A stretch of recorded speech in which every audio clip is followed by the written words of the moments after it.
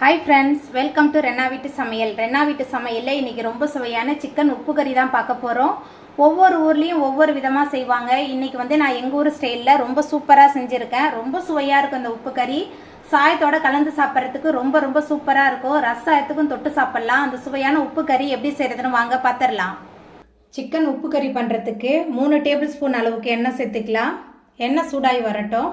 எண்ணெய் சூடாயிட்டு 1 table spoon அளவுக்கு சோம்பு சேர்த்துக்கலாம். சோம்பு நல்லா பொரிய ஆரம்பிச்சிருச்சு. கொஞ்சமாக கருவேப்பிலை சேர்த்துக்கலாம். அதுக்கப்புறமா 15 காய்ந்த மிளகாய் சேர்த்துக்கலாம். காரமானது 5 எடுத்திருக்கேன். காஷ்மீரி மிளகாய் 10 எடுத்திருக்கேன். காரம் வந்து காய்ந்த மிளகாய் காரம் மட்டும்தான். உங்கள் சுவைக்கு தகுந்த மாதிரி நீங்கள் காய்ந்த மிளகாய் சேர்த்துக்கோங்க. அதுக்கப்புறமா 40 சின்ன வெங்காயம் தோல் உரித்து வச்சுருக்கேன். முழுசாகவே சேர்த்துக்கலாம். சின்ன வெங்காயம் சேர்த்துட்டு வதக்கிடலாம்.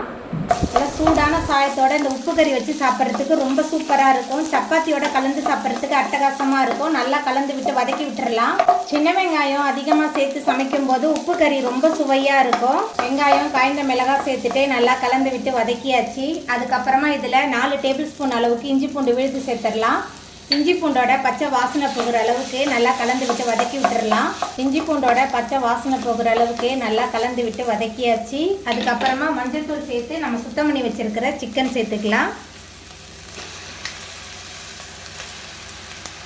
சிக்கன் சேர்த்தாச்சு. அதுக்கப்புறமா கல்லுப்பு சேர்த்துக்கலாம்.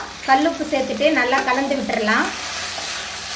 உப்பு, சிக்கன், வெங்காயம், காய்ந்த மிளகாய் எல்லாமே சேர்ந்து நல்லா கலந்து வதங்கிருச்சு. அதுக்கப்புறமா இதில் கொஞ்சமாக தண்ணி சேர்த்துக்கலாம். தண்ணி சேர்த்துட்டு மறுபடியும் நல்லா கலந்து விட்டுறலாம். ரொம்ப சிம்பிளான உப்பு கறி தான், ஆனால் ரொம்ப சுவையாக இருக்கும். தண்ணி சேர்த்துட்டு நல்லா கலந்து விட்டாச்சு. அதுக்கப்புறமா ஒரு மூடி போட்டு வச்சிடலாம். சிக்கன் நல்லா வெந்து வரட்டும். சிக்கன் நல்லா கொதிச்சு பாதி அளவு நல்லா வெந்து வந்துருச்சு. அதுக்கப்புறமா இதில் பொடியாக நறுக்கின 10 பூண்டு பல் சேர்த்துக்கலாம். 1 டேபிள் ஸ்பூன் அளவுக்கு கரம் மசாலா. இது கூடவே பல்லாக நறுக்கி வச்சிருக்கிற தேங்காய் 1/4 மூடி அளவுக்கு சேர்க்குறேன். சேர்த்துட்டு எல்லாத்தையும் நல்லா கலந்து விட்டுறலாம். தேங்காய், கரம் மசாலாலாம் சேர்த்துட்டு நல்லா கலந்தாச்சு. மறுபடியும் மூடி போட்டு வச்சிடலாம். எல்லாமே சேர்ந்து நல்லா வெந்து வரட்டும். நம்ம சேர்த்த சிக்கன் நல்லா வெந்து வந்துருச்சு.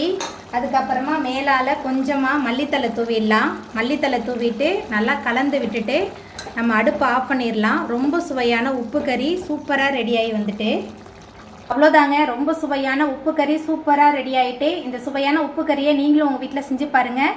இந்த வீடியோ உங்களுக்கு பிடிச்சிருந்தா லைக் பண்ணுங்கள், ஷேர் பண்ணுங்கள், கமெண்ட் பண்ணுங்கள், சப்ஸ்கிரைப் பண்ணுங்கள். அப்படியே பக்கத்தில் உள்ள பெல் பட்டனையும் கிளிக் பண்ணிடுங்க. நன்றி.